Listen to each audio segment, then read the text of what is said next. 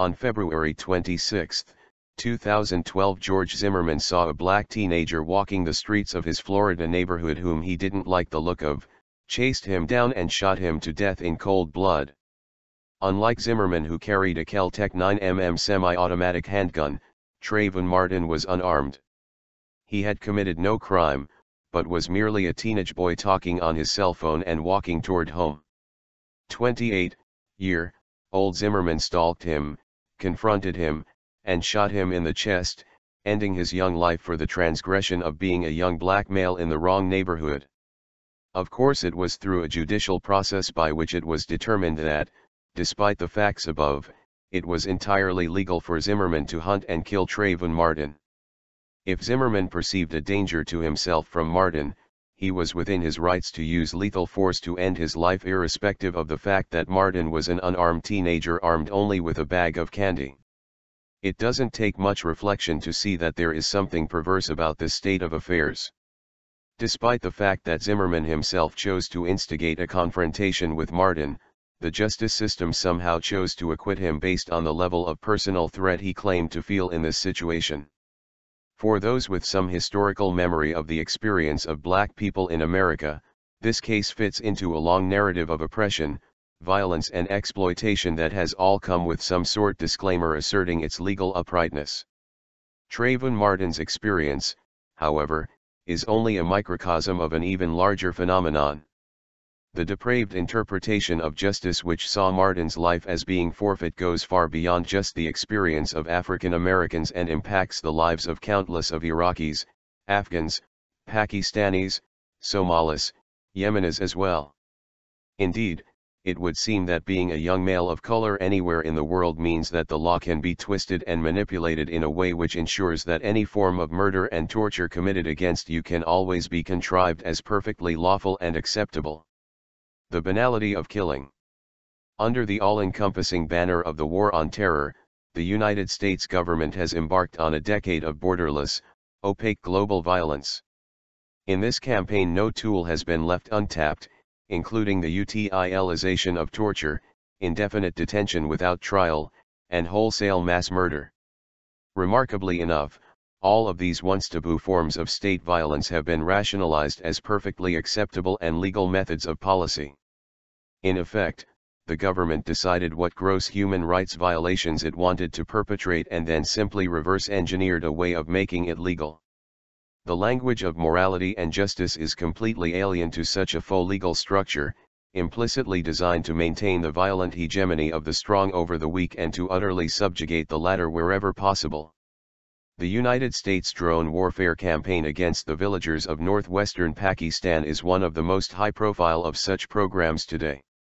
Its defenders slavishly proclaim its legality and utility, and cite this as a reflection of its inherent uprightness.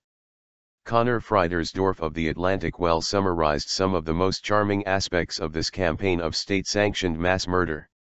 Sometimes we know the identities of the people we kill, but many times we don't.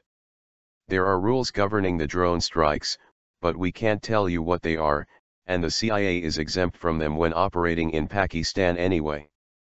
If you assume that all dead males of military age are militants, as we do, we figure we've killed thousands of militants and only hundreds of women and children. We don't do anything to compensate the families of the innocents. So there you have it, wantonly killing people whose identities you don't even know, without even a fig leaf of public oversight or accountability, is perfectly legal standard practice today.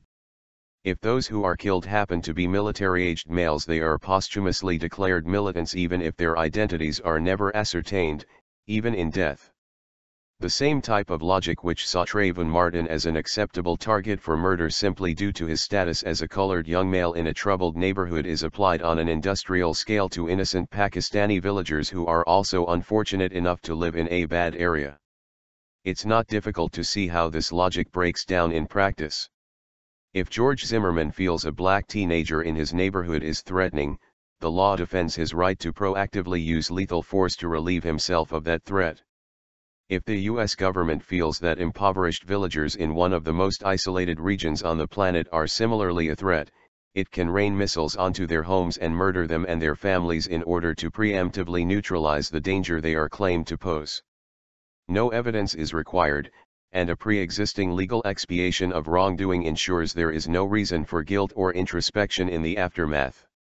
In both situations, whom this system of law is designed to serve and whom it is designed to grind into oblivion is glaringly obvious. Nothing sacred.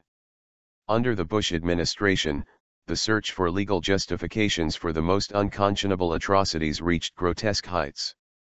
In 2002, the Office of Legal Counsel of the U.S. Department of Justice authored the now infamous torture memos, which effectively gave the legal green light for the unthinkable atrocities which would soon be inflicted upon the bodies and minds of countless Iraqis, Afghans and others around the world.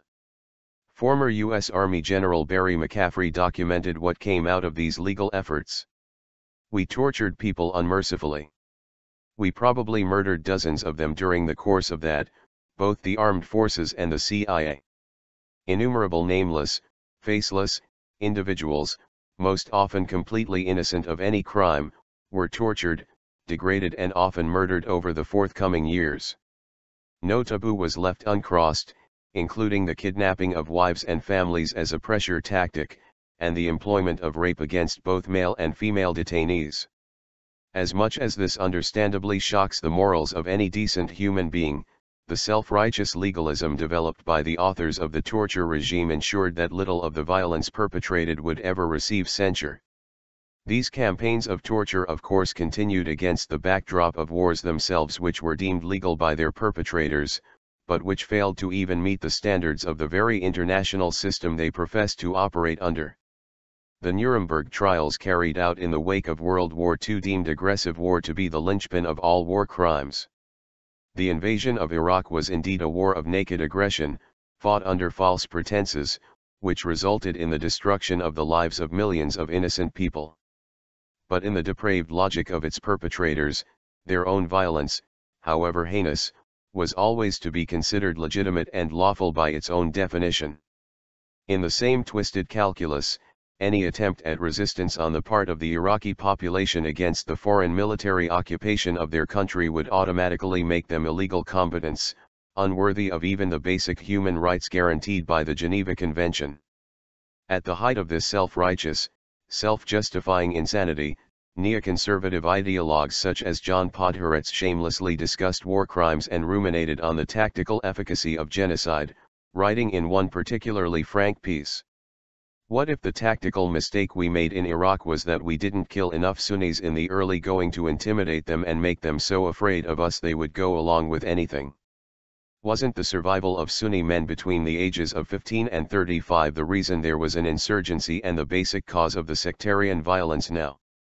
However calculatedly bloodthirsty the war's perpetrators and their propagandists were, they could always rest assured that their wanton violence would be protected by legal sanction, just as once upon a time slave owners once would cite legality as a form of moral justification for their malicious, inhuman practices. Over time popular resentment has compelled the accommodation of some degree of nuance in the domestic sphere, and has thus forced the heirs of such criminals to go abroad to satiate much of their greed and bloodlust. But in many ways the use of the law to justify the murder and torture of innocents has changed little over the years. Moral bankruptcy. Indeed, the same depraved interpretation of the law which made hunting and killing Trayvon Martin in cold blood legal is what allows the violence inflicted against countless others across the planet to be considered acceptable, regardless of how monstrous. The present legal system, both domestic and international, is far from impartial but is rather rigged to protect the interests of the powerful and to ensure that they maintain a monopoly on violence, as well as economic privilege, in every possible circumstance.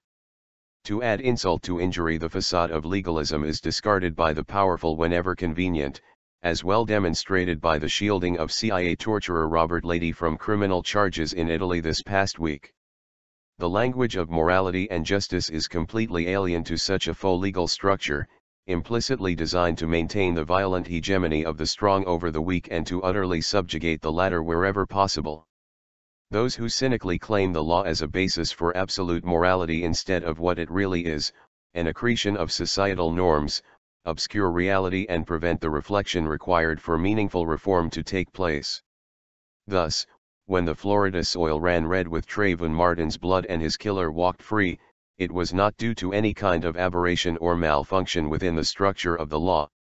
Rather, his case and the cases of innumerable others like him around the world, from Pakistan to Yemen to the American South, represents the functioning of a Kafkaesque legal system specifically established to ensure that disadvantaged, marginalized young men in similar circumstances will always be subject to legalized violence and oppression at the discretion of the privileged.